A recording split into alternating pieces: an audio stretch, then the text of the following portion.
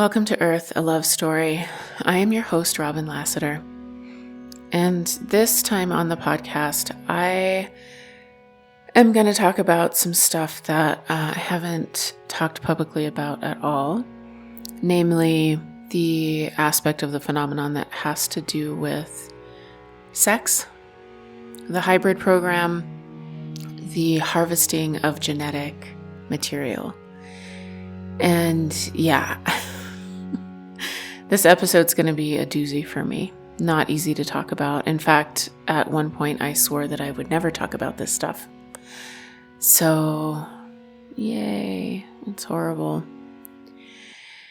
And I guess I'll start with the reason that I'm talking about this stuff, which is that others have, and listening to them gave me the courage to do it, and gave me a way to interact with these weird things in my world and life that were helpful and facilitated some healing and some moving forward with these things.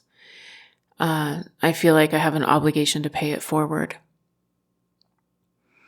I have to say as well that Jim's death really hit me hard. And one of the things that emerged through that was discovering how helpful it had been for him to engage in the experiencer group and listen to my podcast and have our friendship, which of course was extraordinarily helpful for me as well. But his family expressed how much better his life was when he had people to talk to about this stuff and when he was able to find a way to make sense of it. And it reminded me that even though I've been pretty steady and have integrated a lot of my experiences, that for much of my life, I was really struggling with this by myself. And it was through other people that I was able to make sense of things and find some footing and feel not alone. And it changed my life completely. And so I do feel like I have an obligation to talk about these things. It seems to be in my DNA at this time in my life that I am in a process where I alchemize my pain and confusion and turn it into something useful. As one of my teachers has said, I do this so that my pain won't be in vain. And after feeling all of the feelings as deeply as I have capacity to feel them, and at this point I truly do have enormous capacity compared to what I had before, all of this that has arisen for me in the past few weeks and months needs to be alchemized into something else. It needs to move and shift and be reformed so that it doesn't turn to poison in my gut. I need to turn it into art or speak it, move it through the body somehow. And this is evolution through suffering. And I'm really good at it. And I get it. I get how it works, and it does work. It is not less than evolution through joy, not worse than. But I know how easy it is to slip into the idea that it is less than, that I should be past it by now. I'm 45. So I resist and I flail and I stumble and I try to get over it and I try to go under it and I try to go around it. But spoiler, I can only go through. So how to begin this? Trigger warning is probably a good place to start. And there are myriad triggers here, from what basically is childhood sexual trauma to ontology shattering conclusions and a lot of grief around all of it. I've learned as I've opened up about this more and more that so many people have had similar experiences. And I became trauma informed for exactly these reasons. Because going into these territories in an unskilled way can cause re-traumatization and so much extra pain and suffering and 3 steps back and a flare-up of symptoms, and it can be a lot. The body, if it's still holding on to these things, can panic and it can become overwhelming. So I will say to you, don't listen to this if you're not resourced. If you want to listen, if this sounds like your experience and you're curious, but it feels like it might be something that's overwhelming, have some safe support systems in place. And I really get it. Like it's tough because who can you talk to this stuff about, you know? Yeah, it's hard to find places to share about these really tender things. I will say that the Experiencer group, again, is a good resource, and there's a link to them in my show notes. I also can help and hold space. And there are countless books and podcasts around this stuff, and I'll put some of those in the show notes as well. It helps to learn that we're not alone in these things, and mostly, eventually, we over time learn to hold and be with ourselves through these tender subjects, in addition to finding co-regulation with other safe people. However you choose to engage, take care of yourself, and just know that you don't have to process it alone. Okay, so how did all of this come up? Why the fuck am I doing this? I've been struggling. I've been suffering, in fact. And I use that word specifically. It's something that I heard many years ago from a Buddhist teacher, that when one is afflicted, one can just note to oneself, oh, I am suffering. This is suffering. And naming it in that way opens up a little bit of space so that I am not so deeply enmeshed inside the suffering. I suddenly become the thing that's noticing the suffering instead of the suffering itself. And I'm not sure, but I think that this only applies to what I call dumb suffering. It's hard to imagine that that would work if my leg was being cut off or something along those lines. But that's not what's happening. I am simply afflicted. So a few nights ago, in the middle of the night, I was listening to the rain lashing the skylight and watching this strobing lightning all around and feeling the thunder in my bones and chest and belly. And even though rain in the high desert is always a blessing, I could barely see it because I was suffering. I was wide awake, panicked, frustrated, confused, tearful. And I remembered that Buddhist teacher wisdom, and I thought to myself, suffering, this is suffering. And it worked. I was able to take a deeper breath, and there was a little bit of space, and I had a little more access to a different way of being. And I have been suffering in part because I have been resisting another underworld journey. I have been resisting that underworld journey in part because evolution through joy is calling so loudly. Like I know that I'm moving from evolution through suffering to evolution through joy, and yet here we are. I cannot seem to move forward from where I am without going deeply into what's arising. And what better place to do that than speaking about it fucking publicly so everyone can see my guts. So thanks, guys, for witnessing and being with me in this. And speaking of evolution through joy, I know I talked about it on another podcast, and I talked about something like it's about doing the hard thing and taking cold showers and turning towards the thing that we don't want to turn towards. But that's not it. And I knew it wasn't it when I was talking about it. I hope that I said it in that podcast episode, like, this is what I've got so far. And I do think that it's part of it. I think that those things, like there's a time for things that kind of challenge the system to move into a different way of being. And I also think there are things that we can do to, quote unquote, raise our frequency, raise our vibration, come into a different state or way of being.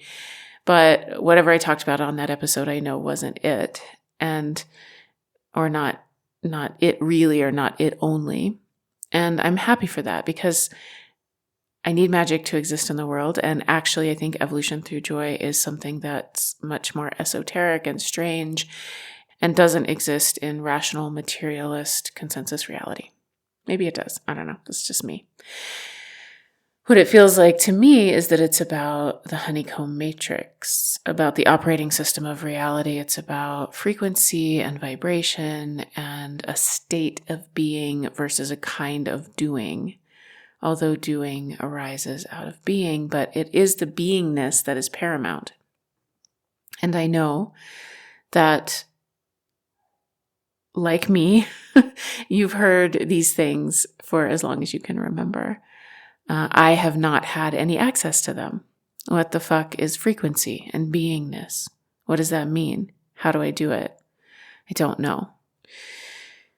And suddenly, now, because in the middle of all of this suffering, I was visited in the night by what I can only call a golden frequency. And now I have a blueprint and an opening. And when the golden frequency arrived, I was awake at 3 a.m, again, suffering, and it arrived infusing the room, and instantly I was paying attention. It was such a different space than I had been in. I was curious and listening and watching and fearless, and before I could make sense of it with my mind, it wrapped itself around me and through me, and I felt this tremendous relief. This peace and clarity. And as much as I still cringe against this language and I'm working on it, it was undoubtedly a quote unquote higher frequency. It was higher without hierarchy. It was not better or worse. It was just different. It was finer, more refined, clearer, uncluttered. This golden light that put me into a different state of being. And it came again the following night, and this time it resonated in my body. And then I really had a blueprint. As the OA says on the TV show, The OA, which if you haven't seen, for the love of God, please watch that.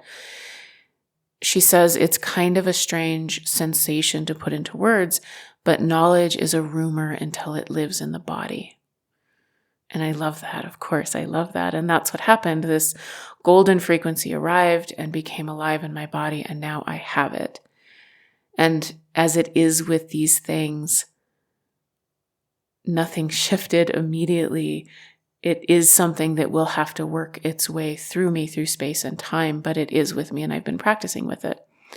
And I've been thinking like, holy shit, maybe after 20 years or so since receiving the body alignment teaching from the crazy-haired purple-robed woman in the purple sphere, my bodies are finally close enough in frequency to begin to cross into a new paradigm. And that's what it feels like. It really does. I'm very excited about it. And also knowing me, it will be slow. So evolution through joy is coming. It's not here yet. I'm still in the underworld. And now, as a, I just want to say very clearly, I never know what the fuck I'm doing. And I don't really know what I'm talking about. And I say that to people and they're like, yes, you do. Don't say that about yourself. It's like, no fucking really, I don't. I'm never really sure about anything unless it does live in my bones, and that can take decades to articulate. I do have, again, these frameworks and contexts and things that have helped me move into this new space. Mostly what they've helped me do is learn to trust myself more and more and more. So most of what I'm doing from the present is a half-felt, half-lived truth that I nevertheless must express. That's the deal. That's what I'm working with in this lifetime for now. So hopefully you continue to enjoy my messiness. As Ani DeFranco says, I am a poster girl with no poster. This is it, folks. Okay. All right, that's almost 15 minutes of talking without me getting to the thing. So I shall get to the thing. And the thing being the constellation of reasons why I've been suffering. Because relationships, because men, because love, because trauma, because of repeating patterns and all of the things that if you've read my book or engaged with my work, I feel like I don't need to exactly name again, but I will. And sorry, got to throw this in there. By the way, if you want to listen to my book, if you're new here, hello, welcome. My entire book is there for free in the first 15 episodes of this podcast. And coming soon, there will be an audiobook that is compiled from that reading that you can purchase from me if you so desire. I'm pretty excited about that. So, okay, anyway, here we go. These are the things that I probably don't need to name. You guys are probably sick of hearing me talk about it, but they exist, like codependence, disorganized attachment style, the wounded maiden in me who I call the ninja, who is still calling the shots in these spaces, or was until very recently. And the question that has arisen again and again in my life, which is, and I stole this from Taylor Thompson, why do I act like a raccoon trapped in a garbage bag in these spaces? In a less glib way, why have I spent my entire relationship career acting like I'm someone who has experienced childhood sexual abuse? Seriously. I mean, I can point to a lot of really unsafe and messy relationships in my past, plus hypersexuality at a young age, boundarylessness, symptoms of PTSD, these outsized trauma responses, etc., etc., etc. All kinds of symptoms and signs that line up with someone who had childhood sexual trauma. And it's not as if I haven't explored these realms after 45 years and a bunch of therapy and a bunch of wild experiences and a bunch of internal and external pointers. I have finally decided that, as wild and fucking ridiculous as it sounds, that there's something to this that can barely be spoken in hushed words in really safe and supportive spaces, much less to the world on a fucking podcast. But again, here we are. So, okay, I will really get to the point. I have come to believe, as much as I believe anything, in a hold it lightly and take it seriously kind of way, that I have a lot of this trauma in my body because of childhood experiences with abduction and ETs and the taking of genetic materials. The subtext there that I'm not going to be talking a lot about is the hybrid program that we've all heard about. Maybe you haven't, I don't know. If you're like in this deep in my podcast and any of this is shocking to you, like, I'm sorry, welcome. I don't know. But yeah, the hybrid program, hybrid children, genetic fuckery. I don't know what it's about, but it exists and a lot of people talk about it. And that's what I'm going to talk about today. I'm going to tell you the stories about why I have come to believe this. I'm going to tell you my original memory and then a series of experiences following about how I came to accept that there was some reality here, as real as reality is real, ontologically legitimate and valid. And you can just go on this journey with me and see where we end up. I promise you I have more questions than answers, and I'll say that over and over as well. Here's the baseline memory.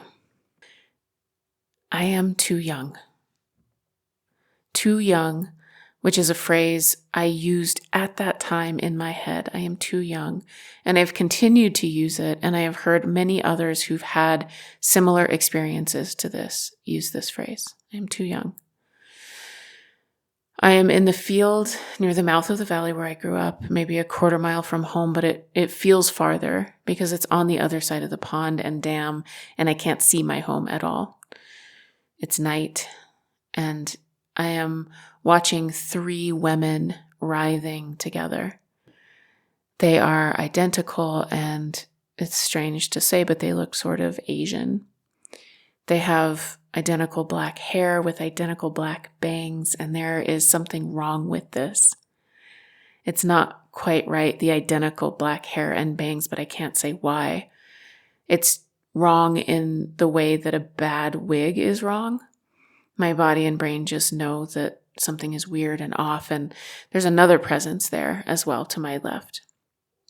And I don't know this until much later, but it is a mantis being who's standing and witnessing. And I am aroused. I'm aroused, and I really have no idea what that means because I am a child. I'm not comfortable, and I'm not having a good time. And again, I have the thought, I'm too young for this. And that's it. That's the memory. If you feel like you have capacity and you want to see something really powerful and striking and weird, and what the first time I saw it made my blood run cold, take a minute and Google David Huggins, the artist who says an ET took his virginity. I'll put a link to him in the show notes as well. He was in a movie called Love and Saucers, and you can watch that. Also, you can just Google him and look at his extraordinary paintings. And it was these paintings that made me clench my mouth and jaw and break out in a sweat.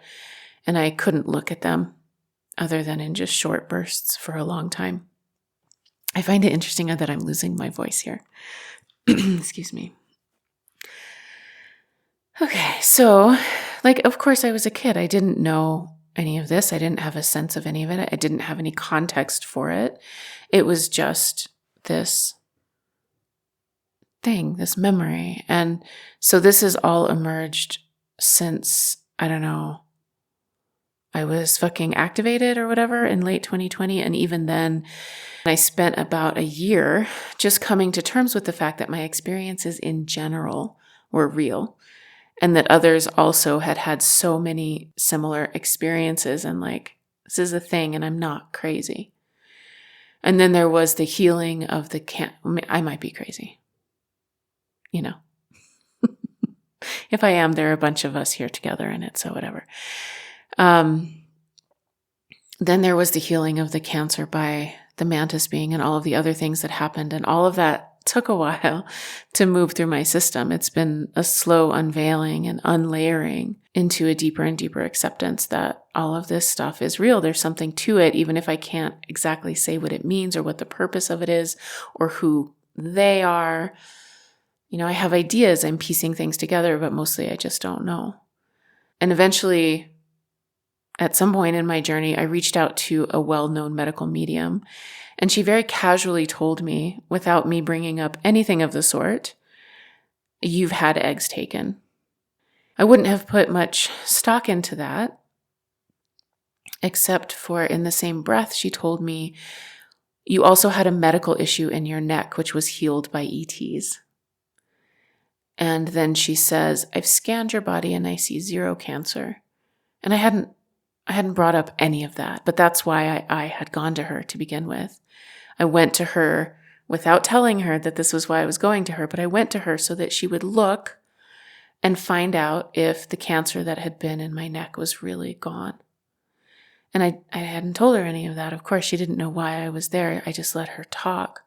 So she said those 2 things, and she said many other things, including that I would write a memoir, which, yes, that was in progress at the time, and also that I would write a second book, which was all about helping experiencers with trauma and also helping people cross the threshold from consensus reality into this other landscape of interiority and what Jeff Kripal calls the impossible. And I'm bringing him up because I just had an interview with him this morning, and it was great. And he will be on the next episode of the podcast.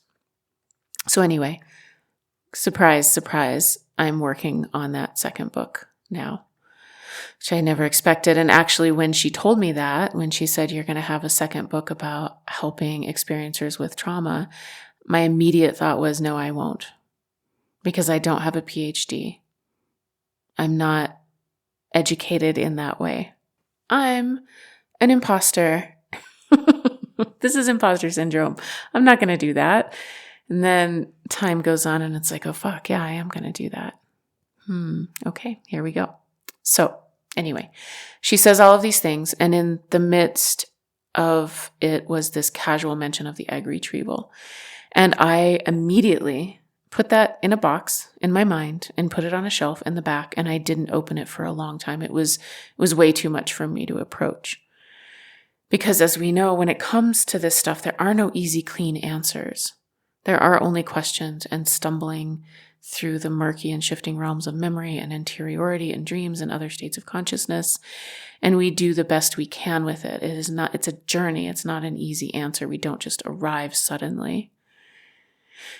And eventually, and this had to do as well with a relationship and a man and my suffering around those dynamics, Eventually, I sought the help of another woman who guides shamanic journeys, as she calls them. And dudes, look, I get it, right? Like psychic mediums and shamanic journeys. I know. But fucking hell, find me a therapist who deals with this stuff. Find me someone safe that is vetted in the ways that we're supposed to vet people in consensus reality who can hold this stuff and know what the fuck I'm talking about.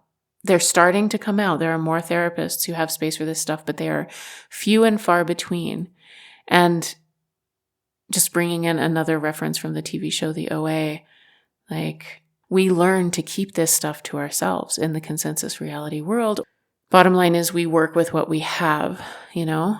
And the people that I went to for help with this were highly vetted, highly ethical, highly safe, highly skilled, recommended through people that I trusted. And this was my avenue. This was my way of healing. This is how I navigated this space. And I will say that what I eventually learned is that there was no greater authority than what was inside myself. That even some of these things that I was told by these other outside people, I eventually had to wrestle with and come to my own conclusions. But it remains that they were incredibly, incredibly helpful. So anyway, I digress. In this case, the shamanic journey case, I had no idea that I would be visiting this particular memory. I went to her so that she could help me with this dynamic that comes up over and over in my life and in my relationships and with men. And so I was instructed by her to conjure up the feeling, the somatic feeling in my body that I had in relation to that dynamic, to men and relationships and sex, and this dynamic that I find myself in over and over again. And then I was instructed to follow that feeling back and back and back and find the first time that I'd felt that way. And the feeling was, tremendous anxiety and fear, fight or flight, like it was a trauma response. And I followed it back and back and back, and like, oh fucking shit, suddenly I was in this field with the 3 identical black-haired women, and to my left, a giant fucking mantis being standing next to me. And I was watching my younger self experience this, and I was aware that the arousal was to stimulate something biological so that eggs could be taken. And there was also this metal or something like it, wand of some kind. And I experienced all of this as a violation. It would be considered childhood sexual abuse in any other context. And that's how I was experiencing it. And in this journey, in this memory, I was crouched next to my younger self and was encouraging her to express herself. I think that the woman who was guiding me through this journey was coaching me to do that, encouraging my younger self to express herself differently in this past moment. And when I did that, all this anger burst out of her, and she started yelling at the mantis being. And she started saying, "I am too young for this. How could you do this? You have fucked up all of my relationships for the rest of my life, all of my love life, all of my sex life. You should not have done this. This is wrong, and you're wrong for doing it." And I still tear up when I remember this. And I was so oriented towards her, towards my little younger self, that I didn't pay much attention to what was going on in this space. Other than what I've already reported, I just continued to support her and was working to empower her. And to my great surprise, my physical body, the body that was laying on the bed and being guided by this woman, I began to have this really strange sensation that my entire body was spinning. And I reported this to my guide, and she encouraged me to stay calm and to allow it. And as my body was spinning, I was simultaneously with my younger self as we moved forward through time. And she visited every past aspect of me, future aspect of her, who had suffered some kind of sexual boundary breach. She empowered them. She empowered them as I had empowered her, and I was astonished at her strength and clarity, and her empowerment rippled through time and touched her future and my past, and there was a lot of healing in that experience. We visited these transgressions over and over and over again, and she showed them, those past me's and those future hers, a different way to be with these experiences. And finally, the spinning stopped, and I found myself back in the present time, laying on my bed with my guide helping me ground back into my present physical reality. And as it goes with these experiences, that wasn't the end of it, right? Like, it didn't solve and fix all my problems, but it was powerful and important. And in response to it, I scheduled an appointment with my mentor at the time, and I told him everything. And instead of him telling me that I was crazy, he quoted something that Jeff Kripal had told him, which was, if you haven't heard about the sex stuff, you haven't heard the whole story. And I was like, don't fucking affirm this. Like, don't tell me this is real. Don't tell me there's something to what I'm telling you. Because when I had that third-party confirmation, there was a whole new layer of reality and acceptance and ontological shock of having someone else confirm that, yes, this does happen, this is reported, it's real, and yes, it's been experienced by thousands of others. And not long after all of this, I had a dream that wasn't a dream, that I was on a ship. And there were two beings there, and they had a young red-haired girl, and I wasn't allowed to see her. But they told me they were taking good care of her and not to worry about it. And in the dream, I was absolutely furious, and I woke myself up sobbing. And still, I integrated as much as I could, but mostly I put it away.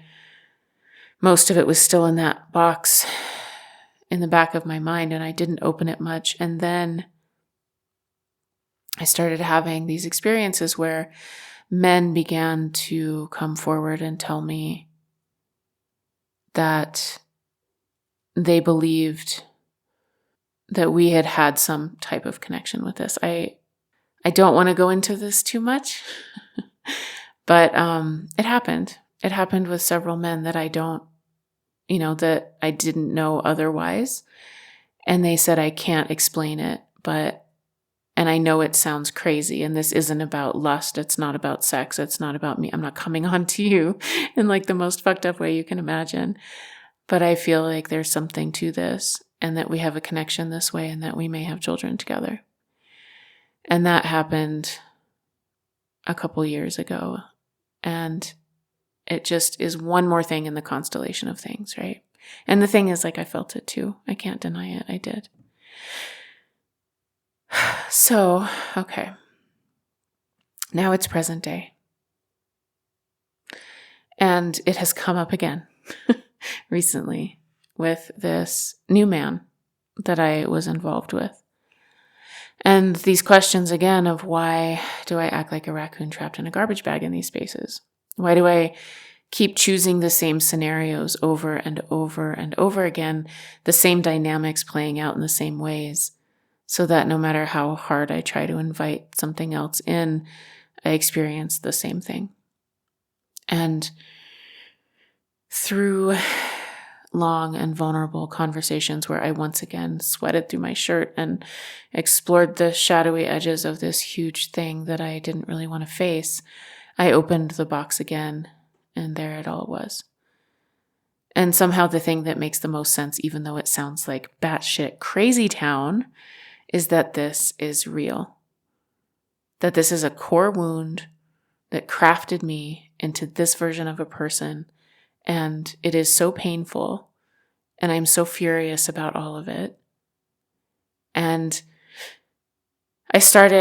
because of all of this, I started like little teeny itty bitty bits, like started to talk to other experiencers about it.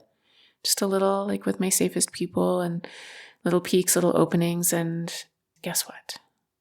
Them too. They started affirming details they couldn't know unless they'd experienced something similar. And our stories are not the same, but there are overlaps that are undeniable. And I can discount my own experiences to some extent. I'm really good at it, in fact. Like, yes, dissociation and out of body is my natal landscape, seems to be. I'm working hard to come back into this body and back into this world. So somewhat easy to deny my own experiences, but at some point, if I want to stay in that denial, I have to disbelieve a lot of really credible people. And I can't. And look, I don't want to turn this into my entire identity, but I do know that unless I speak it and process it and make space for it, it will just continue to lurk in the dark. So again, here we are. I don't have answers. I have ideas. I have books. I have podcasts. I have firsthand accounts from others. I have this phrase repeated over and over by other abductees, other experiencers, the "I was too young" phrase. But I don't have answers. So I'm left with what others who have had childhood body boundaries crossed have, regardless of ET or abduction experiences.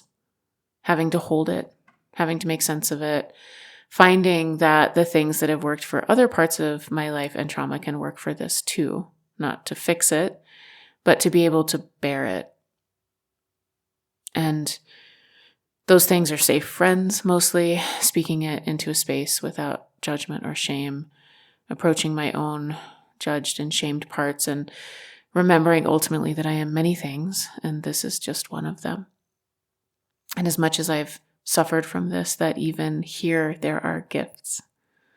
And fuck that. But, yeah, there are.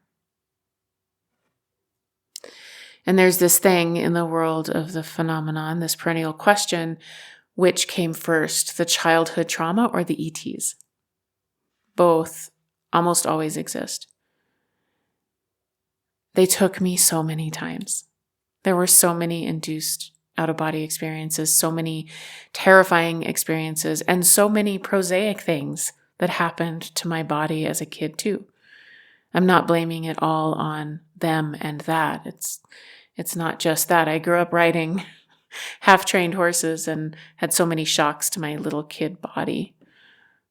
Like getting bucked off and seeing myself floating in the air above my horse who was floating above the ground.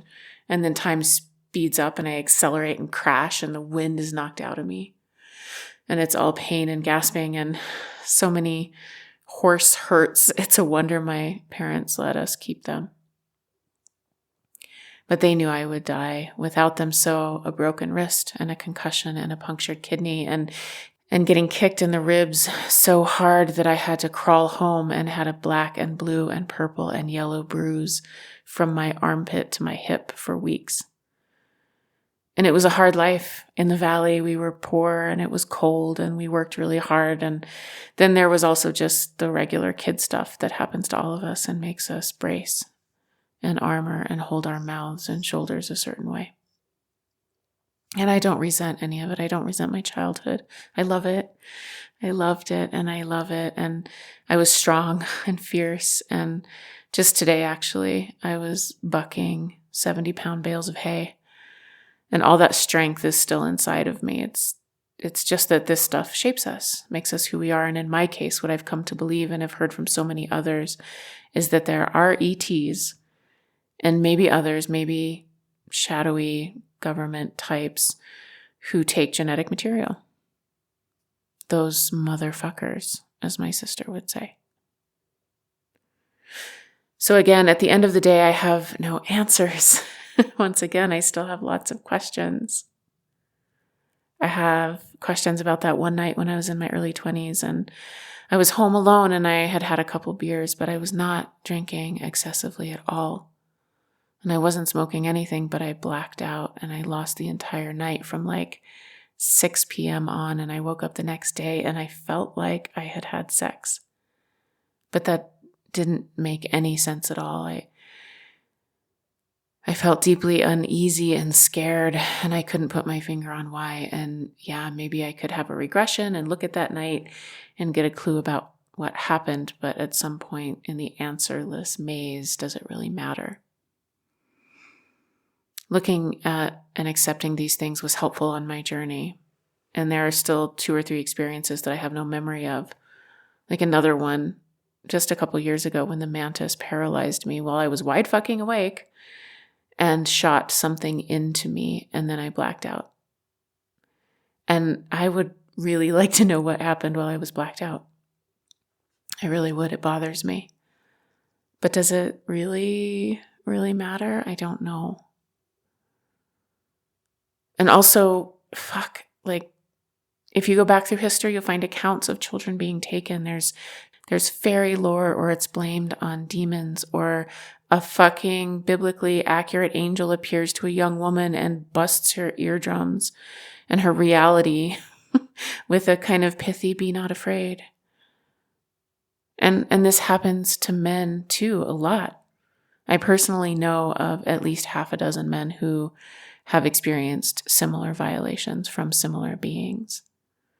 And some people view it in a positive light and consented to it, as David Huggins, that artist, he's expressed that he consented. And then there are some people who are like me. I don't think either way is right or wrong. It's just what it is. And then look a little deeper into sex and the phenomenon, and they are all woven together in other ways. There are spiritual activations, shared visions, spontaneous past life remembrances, astral travel. If you read Monroe's book about astral travel, about going out of body, you'll see how often sexual encounters happen in those spaces. It's just not something that's talked about very much.